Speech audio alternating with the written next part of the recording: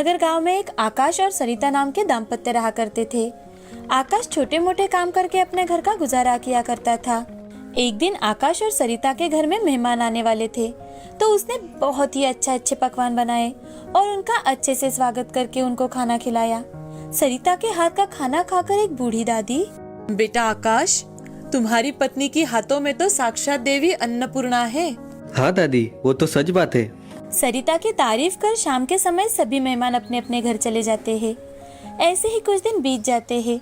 अब आकाश को पैसों की बहुत ही समस्या होने लगी थी और इसी कारण वो घर में सारा गुस्सा निकलता था।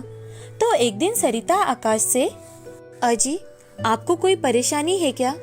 कुछ दिनों से देख रही हूँ, आप बड़े चिंतित लग रहे हो। सरिता, हमारे घर खर्चे के लिए पैसे कम पड़ रहे हैं और उसमें माँ पिताजी का फोन आ गया था।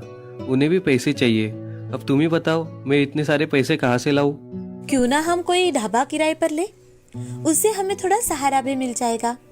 मेरे पास थोड़े पैसे हैं, वो हमें काम आ जाएंगे। ठीक है। 2-3 दिनों तक ढूंढने के बाद आकाश को एक बंद पड़ा हुआ ढाबा दिखाई देता है, जिसे वो किराए पर ले लेता है। अब आकाश और सरिता दोनों मिलकर उस ढाबे की साफ सफाई करते हैं और अगले ही दिन से ढाबे पर खाना बनाना शुरू कर देते हैं।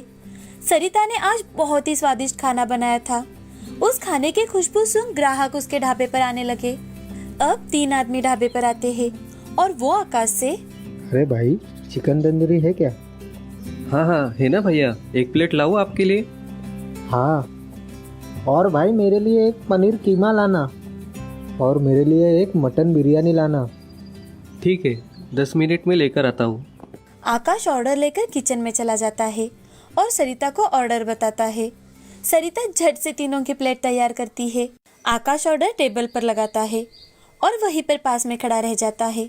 जब उन लोगों ने खाना चखा तो सभी को वो खाना बहुत ज्यादा पसंद आया। तो दूसरा आदमी आकाश से, भैया, खाना तो बहुत ही लाजवाब है। मैंने इतना टेस्टी खाना आज तक कभी नहीं खाया। धन्यवाद भैया। धीरे धीरे ढाबे पर आने वाले लोगों की संख्या बढ़ जाती है और लोग खाना खाने के बाद उसकी बहुत ज्यादा तारीफ किया करते थे। ये देख पड़ोस का रामू ढाबे वाले को बहुत जलन हुआ करती थी। उसका ढाबा आकाश के ढाबे के पहले खोला गया था, लेकिन फिर भी आकाश के ढाबे के मुकाबले वो कम चलता था। ये देख वह दिल मिला जाता है। एक दिन रामू के मन में विचार आता है और रामू खुद से, क्यों ना मैं इस आकाश को सबक सिखाऊं, इसका ढाबा ही मैं जला देता हूँ। ऐसा मन ही मन सोचकर वो खुश हो जा रहा था। अब अगले दिन आकाश को ढाबे पर थोड़ा कलरिंग का काम करवाना था, इसीलिए वो आज ढाबे पर ही रुका था। तभी रामू वहां आकर ढाबे के पीछे से आग लगा देता है। थोड़ी ही देर बाद ढाबा धू धू कर जल उठता है। तो आस पड़ोस के सभी लोग उसे देख डर जाते हैं और पानी से आग बुझाने की कोशिश करने लगते हैं। अंदर आकाश अकेले ही काम कर रहा था। जैसे ही उसे धुआं दिखाई दिया, वो बाहर आने की कोशिश करने लगा, लेकिन ढाबे से निकलते वक्त वो जख्मी हो गया और ये सब सरिता बाहर से देख रही थी। आकाश की ये हालत देख वो फूट फूट कर रो रही थी। अब सरिता ने इकट्ठे किए हुए सारे के सारे पैसे आकाश के इलाज में ही खत्म हो गए और यहाँ रामू को लगने लगा कि अब आकाश और सरिता के दिमाग से ढाबे का भूत चला गया है और अब वो दोनों कभी ढाबा शुरू नहीं करेंगे। लेकिन यहाँ पर आकाश की तबीयत में कुछ सुधार आने लगा था। तो एक दिन सरिता आकाश से, अजी, मैं सोच रही हूँ कि मैं ढाबे पर फिर से काम शुरू कर दूँ। थोड़ी बहुत हमें मदद हो जाएगी। आपको तो घर के हालात पता है ना। मुझे अभी तक अच्छा नहीं लग रहा और तुम अकेले ये सब कैसे संभालोगी? मैं कोशिश तो कर सकती हूँ। हमारा सारा ढाबा जल जाने के कारण हमारे पास ना बर्तन है और ना ही चूल्हा, और जो कुछ भी पैसे थे वो सारे के सारे अस्पताल में चले गए। अब कुछ ना कुछ तो काम करना ही होगा ना। ठीक है, तुम्हें जो ठीक लगे। जब तक मैं ठीक ना हो जाऊं तब तक मैं तुम्हारी कोई मदद नहीं कर सकता। आप बिल्कुल चिंता मत कीजिए, मैं कुछ ना कुछ कर लूंगी। आप सिर्फ जल्दी ठीक हो जाइए। सरिता, हमारे पास एक पुराने मिट्टी का चूल्हा है ना, तुम चाहो तो अभी के लिए उस पर खाना बना सकती हो। वो बूढ़ी माँ ने बड़े प्यार से हमें दिया था। अरे हाँ, मैं तो भूल ही गई थी। वहाँ पर चूल्हा और कुछ मिट्टी के बर्तन भी है। मैं अभी उन्हें निकालती हूँ और उसी में खाना पकाऊंगी। ठीक है। उसी दिन सरिता घर से थोड़ा बहुत राशन लेकर ढाबे पर चली जाती है और आज वो ढाबे पर थोड़ा सा ही खाना बनाती है। आज खाना मिट्टी के चूल्हे पर बना था, तो उसकी खुशबू कुछ और ही थी। तो वहीं से एक आदमी गुजर रहा था जो सरिता के ढाबे पर रुककर, अरे बहन, आपके यहाँ खाने में क्या है? सर, हमारे ढाबे पर फिलहाल दाल मखनी और रोटी ही है, आप चाहे तो मैं ला सकती हूँ। ठीक है बहन, आप लेकर आइए, मैं यहाँ बैठ जाता हूँ। सरिता अंदर जाकर एक थाली में खाना परोस कर लाती है और उस आदमी को देकर वहीं पर पास में खड़ी रह जाती है। वो आदमी खाना खाकर अपनी उंगलियां चाटता ही रह जाता है। वो सरिता से, बहन जी, आपके यहाँ के खाने का स्वाद तो लाजवाब है। मुझे आपके यहाँ का खाना बहुत पसंद आया। जी धन्यवाद। वो आदमी पैसे देकर सरिता के ढाबे से चला जाता है। तभी सरिता मन ही मन, मेरे पास अब बहुत कम अनाज बचा है जिसमें मैं खाना बनाऊंगी और घर जाते वक्त जो पैसे आएंगे उसी से राशन खरीद कर लाऊंगी। सरिता प्लेट रखने के लिए ढाबे के रसोई में चली जाती है। वहां जाकर वो देखती है तो सारे के सारे बर्तन फिर से खाने से भरे हुए हैं। ये देख सरिता मन ही मन, मैंने तो चूल्हे पर बना सारा का सारा खाना उस आदमी को दे दिया था, तो यहाँ ये खाना कैसे आया? सरिता वो खाना एक प्लेट में निकालती है और फिर से बर्तन की ओर देखती है तो सारे बर्तन फिर से भरे हुए होते हैं। ये देख सरिता बोलती है, कहीं ये मिट्टी का चूल्हा और मिट्टी के बर्तन जादुई तो नहीं, जिसमें खाना निकालो तो फिर से उतना ही खाना बन जाता है। सरिता अब ये बात खुशी खुशी आकाश को बताती है। तो ये बात सुनकर आकाश, सरिता, भगवान ने हम पर बहुत कृपा की है, जो जादुई चूल्हा हमें मिला। वो दोनों एक साथ भगवान का शुक्रिया अदा करते हैं। अब जब भी सरिता ढाबे पर खाना बनाती, उसका खाना झट से खत्म हो जाया करता था। ये सब देख सरिता बहुत खुश थी। अब वो फिर से कड़ी मेहनत करने लगी। यहाँ आकाश की तबीयत भी अच्छी हो गई थी, तो वो सरिता को ढाबा चलाने में मदद करने लगा। ये देख पड़ोसी ढाबे वाला रामू बहुत जल उठा। वो खुद से, इस आकाश के बच्चे का तो मैंने ढाबा भी जला दिया, फिर भी इन दोनों को अभी तक अक्ल नहीं आई। इन दोनों ने फिर से ढाबे का काम शुरू कर दिया। अब तो मुझे इन दोनों को सबक सिखाना ही पड़ेगा। फिर से कभी ढाबा चलाने का विचार भी इन दोनों के मन में नहीं आ पाए। ऐसा सोचकर रामू आकाश और सरिता को तकलीफ देने की सोचता है। मगर अगले ही दिन रामू के ढाबे पर खाना बनाते समय अचानक से आग लग जाती है। वो आग इतनी ज्यादा फैल जाती है कि रामू का ढाबा पूरी तरह से जलकर राख हो जाता है। ये देख रामू सिर पर हाथ मारकर बैठ जाता है। उसे अब पता चल चुका था कि किसी का बुरा किया तो उसका परिणाम भी बुरा ही होता है। अपने बुरे विचारों के कारण उसने बहुत कुछ खोया था, लेकिन अब उसने नेकी का रास्ता अपनाया और नेकी से अपना ढाबा चलाना शुरू किया। यह जादुई चूल्हे के सहायता से आकाश और सरिता ने अपना खुद का व्यवसाय बहुत अच्छा बनाया। साथ ही साथ अब वो दोनों गरीबों में भी अन्नदान करने लगे। इस कहानी से हमें ये सीख मिलती है कि हमेशा दूसरों का अच्छा ही सोचना चाहिए। किसी के बारे में कभी भी बुरा नहीं सोचना चाहिए। बुरे का अंत बुरा ही होता है और अच्छे का अंत अच्छा ही होता है। एक समय की बात है, श्रीरंगपुर नाम के शहर में वीरेन नाम का आदमी अपने परिवार के साथ रहता था। वीरेन बहुत ही संस्कारी और साफ दिल का इंसान था। वीरेन के घर से कुछ दूरी पर ही उसका एक छोटा सा होटल था, जिसे वो बहुत अच्छे से चलाता था। वीरेन का जीवन बड़े आराम से चल रहा था। वो हर सुबह जल्दी उठकर बाजार जाता, होटल में लगने वाला सामान खरीदता और दिन भर अपने होटल में अपने ग्राहकों की मनपसंद चीजें बनाता और शाम को जल्दी होटल बंद करके घर आता था। वीरेन के परिवार में उसके माता पिता और उसकी पत्नी सपना और बेटा संदीप था। वे सब मिलकर एक खुशहाल जिंदगी बिता रहे थे। एक दिन वीरेन घर पर बहुत देरी से आता है। घर के सभी लोग वीरेन का इंतजार कर रहे थे, लेकिन घर आकर वीरेन बिना किसी से बात किए अपने कमरे में सो जाता है। सपना को समझ आ जाता है कि आज जरूर कुछ ना कुछ हुआ है।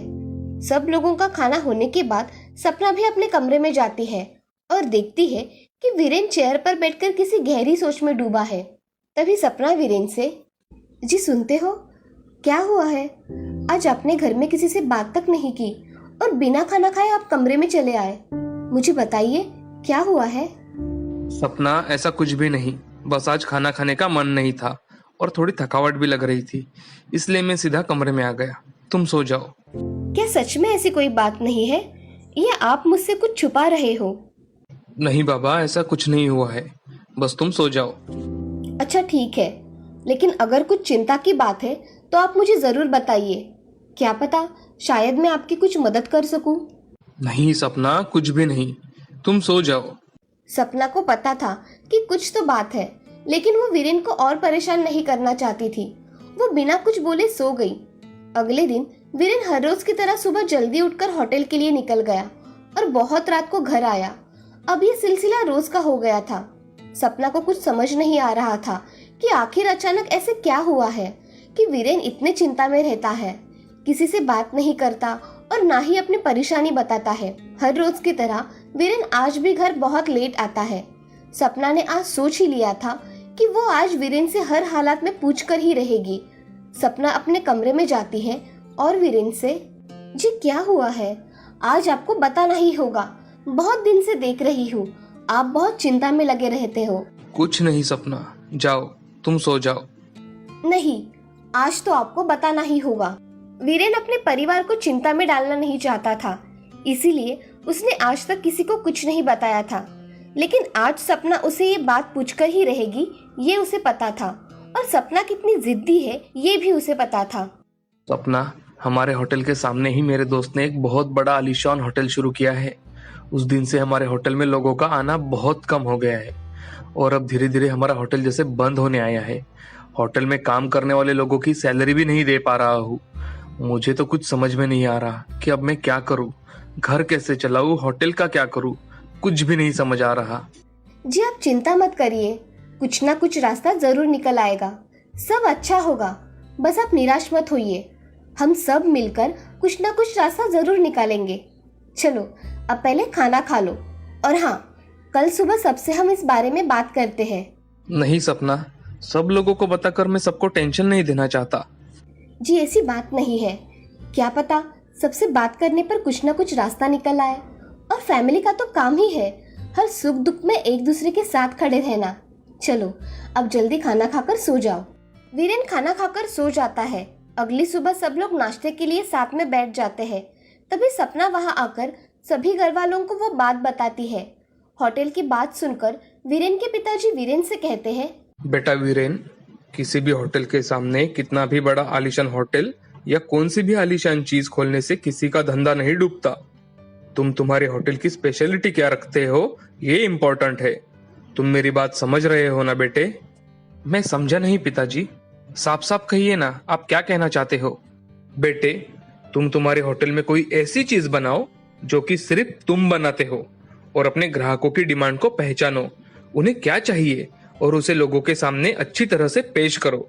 जैसे ही तुम ऐसा कुछ करोगे, तुम्हारा होटल उस बड़े होटल से भी ज्यादा चलेगा।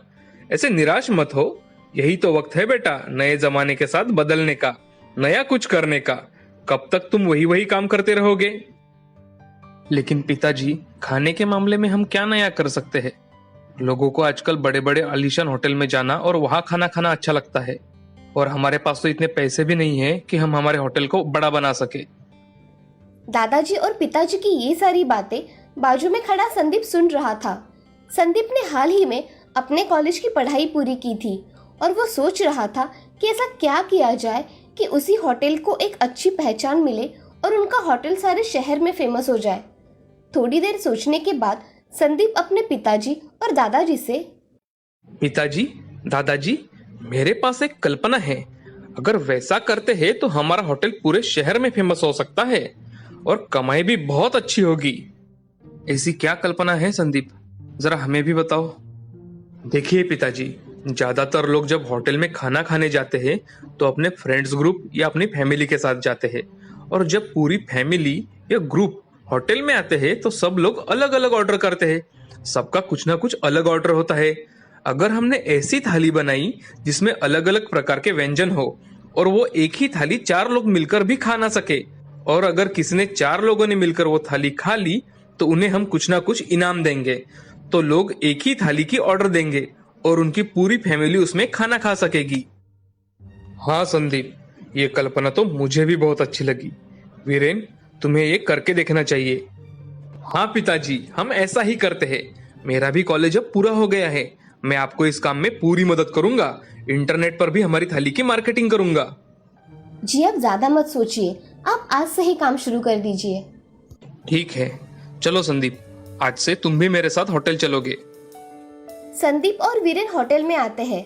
संदीप उस दिन आसपास के होटल में जाकर वहाँ के ग्राहकों से बात करता है, लोगों को क्या पसंद है क्या नहीं, ये सब बातें पता करता है और अपने होटल में आकर सारे कर्मचारियों की एक मीटिंग लेता है और उन्हें सब समझा देता है कि कल से उन्हें क्या करना है। सारे कर्मचारी भी संदीप की नई योजना की तारीफ करते हैं और काम में जुट जाते हैं। तभी उनमें से एक कर्मचारी संदीप के पास आता है और संदीप से पूछता है, संदीप भाई, अगर हम इतनी बड़ी थाली लोगों को देने वाले हैं तो हमें उस थाली का कोई नाम भी तो देना पड़ेगा ना।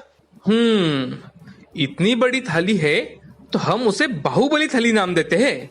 हाँ, ये नाम तो बिल्कुल सही रहेगा संदीप भाई। उस दिन संदीप और होटल के कुछ कर्मचारी रात भर होटल में ही रुकते हैं। सब मिलके सारी तैयारियां कर लेते हैं। संदीप ने एक बहुत बड़ा बैनर बना लिया था। उसे संदीप और कुछ कर्मचारियों ने मिलकर रात में ही होटल के बाहर लगा दिया।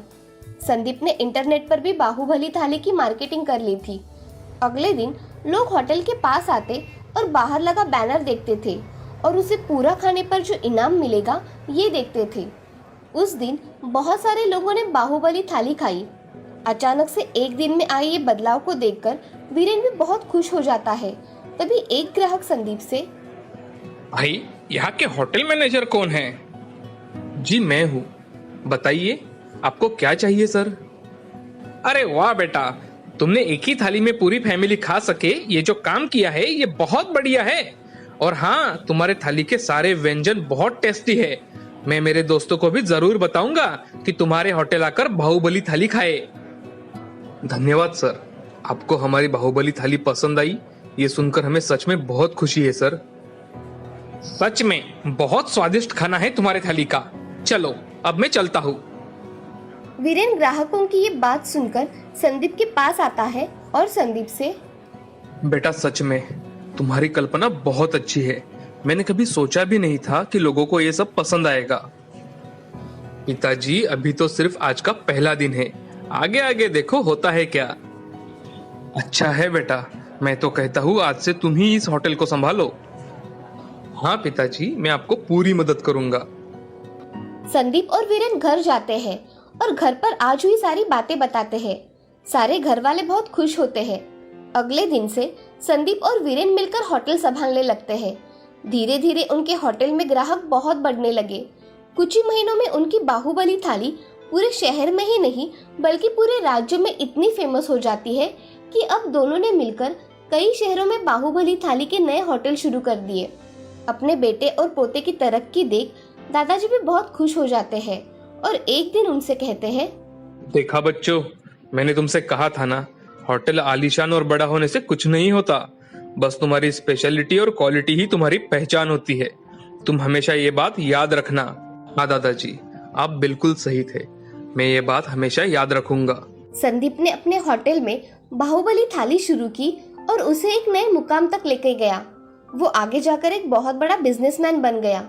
वीरेन भी अपने बेटे की तरक्की देखकर बहुत खुश था।